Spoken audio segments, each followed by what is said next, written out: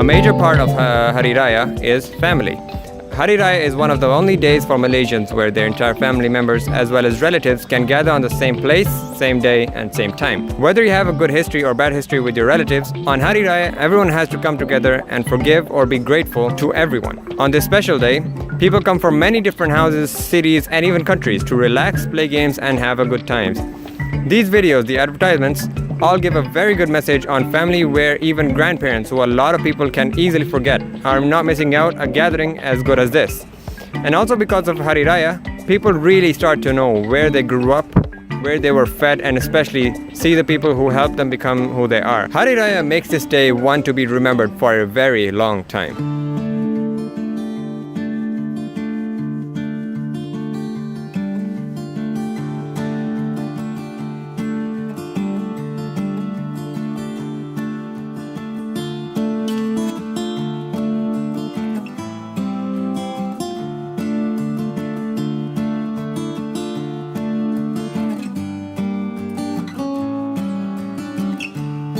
Hari Raya celebration bring about fellowship and reconciliation between friends and family, other than the feast on home-cooked traditional meals. One of the emotional traditions observed during Hari Raya is the time where everyone in the family asks forgiveness from each other.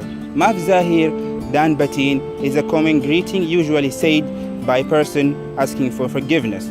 This means, I seek forgiveness from you in body and spirit. This certain act exceeds beyond just celebration. It leads to reconciliation and fostering a relationship between families and friends. As the later greeting suggests, Hari Raya Eid al-Fitr is a time of forgiveness within the Muslim community.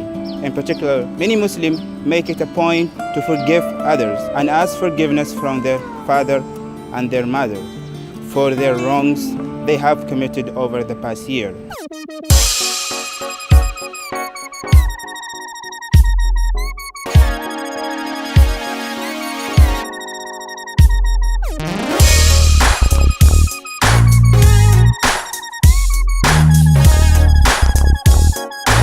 Now, forgiveness might be important, but is also the hardest to face.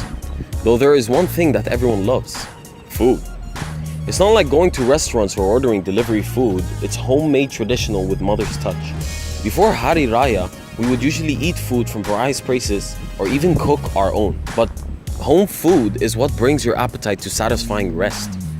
Without the good food in Hari Raya, it would be a complete disaster, with all the family visiting homes from a long trip with even an empty stomach. Two specific videos shows the food, but not as much as they should.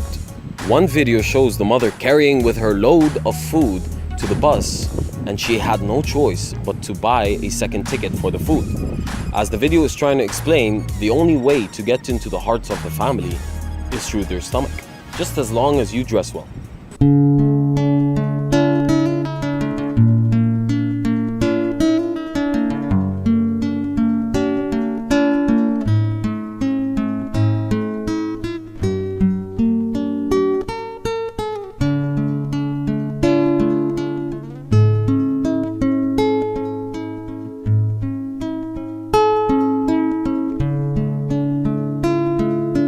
Now at this point of the video, we're going to talk about the traditional dresses and how they're represented in advertisements regarding Hari Raya. So as we all know by now, Hari Raya is a traditional and cultural holiday. So obviously, they're going to show in almost every advertisement the traditional dresses of Malaysia.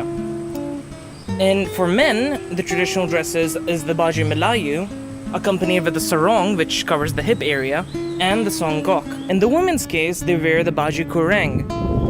The clothing in all advertisement just don't represent just the Malaysian tradition regarding, their dressing and how Islamic it is, but they also represent unity and peace. In most ads that we've seen, one thing that we've noticed in common is how family has been spread out and they're, separated. They usually have different outfits like jeans and t-shirts and stuff like that, but at the moment of unity, when the entire family gathers and then they're focused on one goal, they're going to wear the traditional dresses. Another key thing that they use in advertisement regarding symbolism is the colors of the dresses. They usually use white and blue.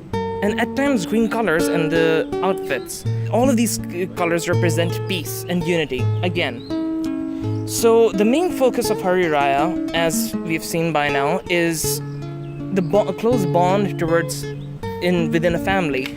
And this can be clearly seen within the video regarding the child and how he felt separated and isolated at the start of the video, where he wore different clothing, and then towards the end, when the grandfather and everyone else gathered up for the family portrait, they wore the traditional dressing, the baju melayu and the baju kureng.